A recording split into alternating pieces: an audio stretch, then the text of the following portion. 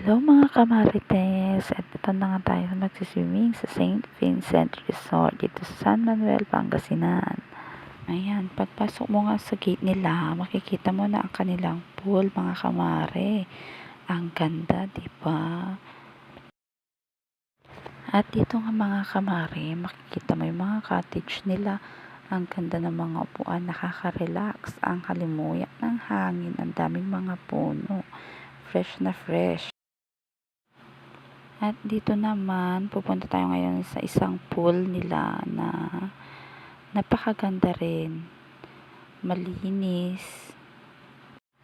Ito naman mga kamare, sa mga gusto magpa-reserve ng accommodation, pwede ito po yung page nila. So, ito na po yung pang third na pool. Ayan, si Madam, busy. Maaga pa lang po yan. Nagkakarga pa sila ng tubig. Sa mga gusto naman na magmuni-muni mga kamare. O, ayan. Dito na, may makikita pa tayong kubo dyan. Pwede tayong tumambay, magmarites, mga Dito naman po tayo sa pang-apat na pool. Ito, pwede po siya sa mga bata, mga toddlers. Ayan, let's go naman dun sa kabila. Ay, pagpasensya nyo na po ang aking boses at masakit na aking lalamunan. Ito naman po sa mga gustong mag-occasion or may mga events, kasal, ganyan. Napakalawak na ito at maganda siya, grabe.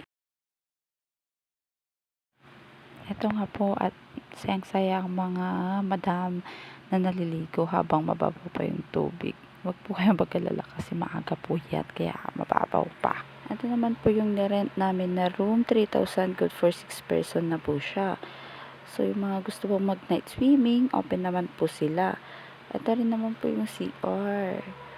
Yan po, malinis po siya as in, walang kalat. Tapos ang friendly po nung may-ari. Pakita ko daw yung shower, sabi ng kapatid ko. Ito naman po yung salas nila, dining. Dito naman po sa labas makikita mo yung fish pond, tapos yung kubo kanina, dyan po siya. So di po ako nakapag-video nung kagabi kasi po masyadong malakas yung ulan. Ito naman po yung mga lutuan po. Kaya po pag gusto nyo pong mag-overnight, open naman po sila sa mga kitchen use. Recommended ko po talaga itong resort na ito. Napakaganda. At ang babait pa ng may-ari. Open po sila.